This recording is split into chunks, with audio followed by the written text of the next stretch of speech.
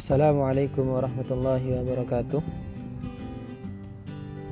Saya Nur Khotami Putra Muslim dengan NIM B04219025 akan mempresentasikan hasil observasi manajemen wakaf di Yayasan Rabbun Allah Surabaya.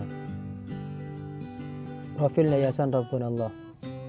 Sekitar tahun 2017, Yayasan Rabbun Allah ini didirikan, yaitu di daerah Waru, Sidoarjo, dengan jumlah anak asuh sekitar 10 anak putri. Pada tahun berikutnya, yayasan ini pindah ke daerah Tambak Sawah karena ada donatur yang mewakafkan tanahnya sebanyak 2 kafling dan mulai menerima anak asuh laki-laki yang masih kecil.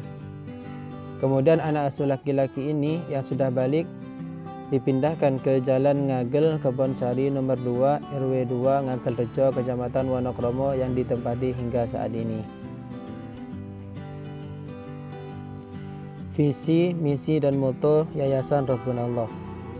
Visinya yaitu menggapai rahmat Allah Subhanahu wa Ta'ala bersama umat. Sedangkan misinya menebar manfaat untuk umat dunia akhirat. Dan moto yaitu ulat, unggul, dan istiqomah. Kelengkapan administrasinya.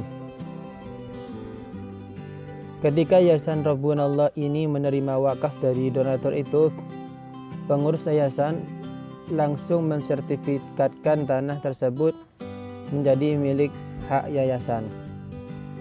Jadi, secara administrasi tanah tersebut sudah menjadi milik yayasan.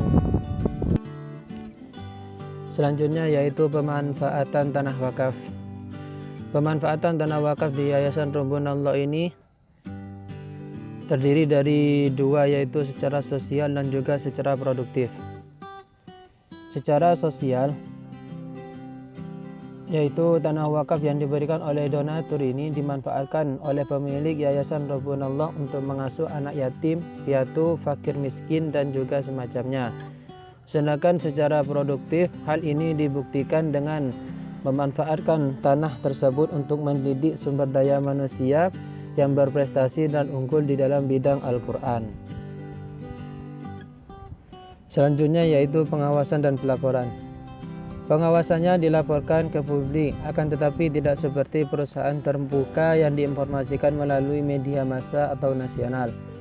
Pemanfaatannya yayasan ini hanya dilaporkan melalui majalah saja.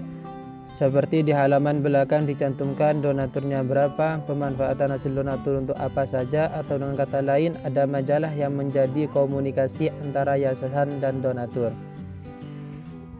Selain itu, yayasan juga menggunakan media sosial untuk mengenalkan yayasan tersebut kepada masyarakat dan berharap dengan adanya media sosial ini dapat menarik minat donatur untuk membantu Yayasan Rabbun Allah ini.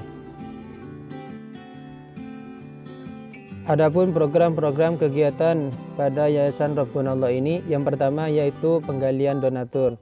Penggalian donatur ini dilakukan untuk mencari dana dari donatur agar mau meluangkan sedikit hartanya untuk membantu Yayasan Rabbun Allah ini. Yang kedua yaitu program TPQ dan hafalan Al-Quran. Hal ini dilakukan untuk mendidik anak asuh itu menjadi sumber daya manusia yang unggul dalam bidang Al-Quran. Yang ketiga yaitu mendidik dan memelihara anak yatim dan du'afa. Selanjutnya yaitu strategi pengelolaan Yayasan Rabbun Allah.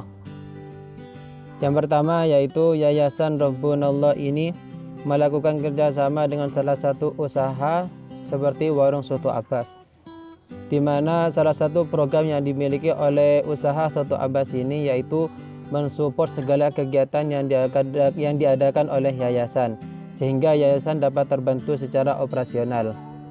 Selain itu juga yayasan membuat sebuah komunitas dengan beberapa pengusaha lainnya. Dengan membentuk komunitas ini, ketika mereka membutuhkan sesuatu, maka akan dibantu dengan pengusahaan lain. Akibatnya, yayasan akan mendapatkan sedikit keuntungan. Misalnya, Jika pengusaha tersebut mendapat keuntungan besar, maka mereka akan menyisihkan keuntungannya kepada yayasan walaupun peran yayasan hanya memberikan fasilitas pertemuan saja. Selanjutnya yaitu kelebihan yang dimiliki oleh Yayasan Rabbunallah ini. Yang pertama, ada support donatur yang percaya bahwa pengurus mampu mengelola tanah wakaf tersebut, sehingga yayasan ini memiliki donatur tetap.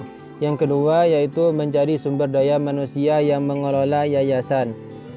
Seperti karena Yayasan Rabbunallah ini bergerak di bidang tahfidzul Quran, maka pengajar yang dicari itu harus ahli dalam bidang Al-Quran. Selanjutnya yaitu kekurangannya. Kekurangan pada Yayasan Rabbunallah ini yang pertama, pengajar sudah berganti sebanyak 3 kali, sehingga metode yang digunakan berbeda-beda mengikuti metode yang digunakan oleh pengajar tersebut. Yang kedua, jumlah donatur yang masih sedikit, sehingga tidak bisa mengapresiasi pengajar dengan bisyarah yang sesuai dengan standar kerja. Dan selanjutnya yaitu ini adalah salah satu foto dokumentasi dengan salah satu pemilik Yayasan Rabbunallah ini. Sekian, kurang lebihnya mohon maaf.